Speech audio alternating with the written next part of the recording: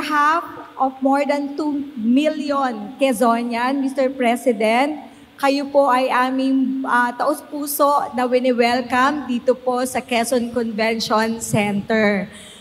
Ito pong 4,000 plus out of 12,000 na beneficiaries po nitong pagbibigay ng titulo at pagkondo ng kanilang obligasyon ay isang malalim na pagpapakita po sa amin ng mga taga-Quezon ng inyo pong pagkalinga at pagmamahal.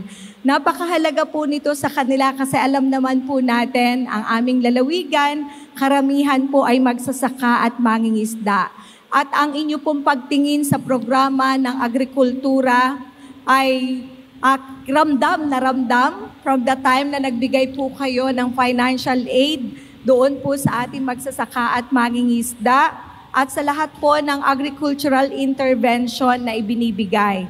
And today, tayo po ay buong pusong nagpapasalamat again na finally yung bigat na dinadala ng atin pong mga mamamayan sa pagbabayad po at yung pangarap nila na finally magkaroon po sila ng sariling lupa sa pamamagitan po ng pagbibigay po ninyo ng pagpapahalaga sa batas na inyo pong isinulong na mapirmahan ang New Agrarian Emancipation Act.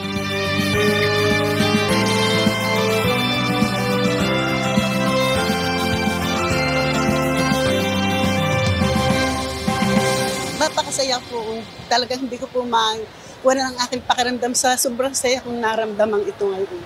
8 taon po na kami nag-antay. Namatay na nga po ang mister ko, hindi niya nakamit. Ngayon, magaling po at ako yung naabot ko pa. Maganda po ang pagbabago. Katulad ngayon, nabigyan nga sa amin yung aming mga lupang. Yun, napakalaking bagay po sa amin isang mahihirap na tao.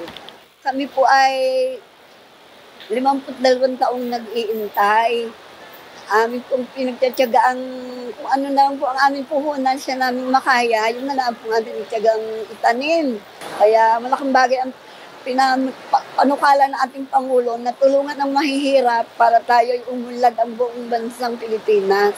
Nagpapasalamat po ako at napakalaking tulong po sa akin na umabot po sa ganito na nakamtan ko po ang napakalaking programa ng ating Pangulo. Siguro po, mga 600 na mahigit yun. Nung una, nangarap lang kaming magkaroon ng sarili kahit maliit. Eh ngayon, hindi lang tirikan ng bahay yung ipinagkaloob niya sa amin. Tapos wala pang utang. Eh noon ngang una, namumroblema ako dahil saan kami kukuha ng ibabayan. Eh ngayon, dumating na yung talagang papasko sa amin ng mga presidente. Papasko niya sa amin ngayong taon.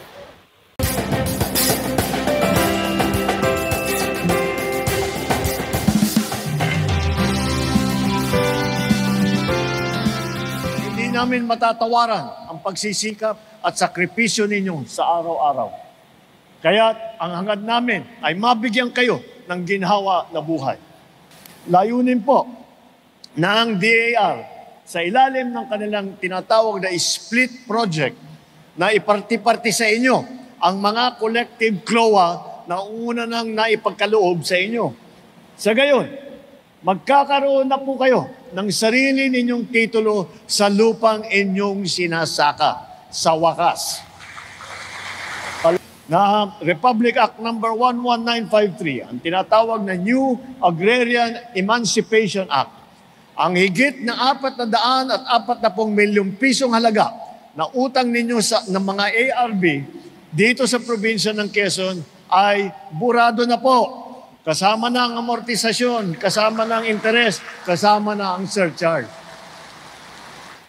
Lalo na dito sa Quezon, nakilala sa mga produkto tulad ng niyog, mais, saging, pinya, kape.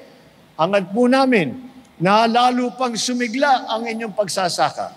Ngayong wala na kayong inaalala sa lupang inyong sinasaka. Ito po ay isa lamang sa maraming programa ng ating pamahalaan para sa mga magsasakang Pilipino. Sa ating mga magsasaka, nawa po ay magamit ninyo ang aming handog hindi lamang sa inyong pag-unlad, kundi pati na rin sa pag-asenso ng inyong komunidad at ng probinsya ng Quezon at kasama na rin dyan ang buong Pilipinas. Kaya nga isinusulong namin ang agrikultura sa kalunsuran na saan kami ay nakikipag-ugnayan sa iba't ibang ahensya ng pamahalaan at pribadong sektor din na magtanim at magtayo ng mga community garden. Lahat po tayo ay may pananagutan sa pagpapaunlad sa ating minamahal na Pilipinas. Ating pong gampanan ang ating mga tungkulin at sama-sama natin pagtulungan na makamit natin ang masaganang, progresibo at maunlad na bagong Pilipinas.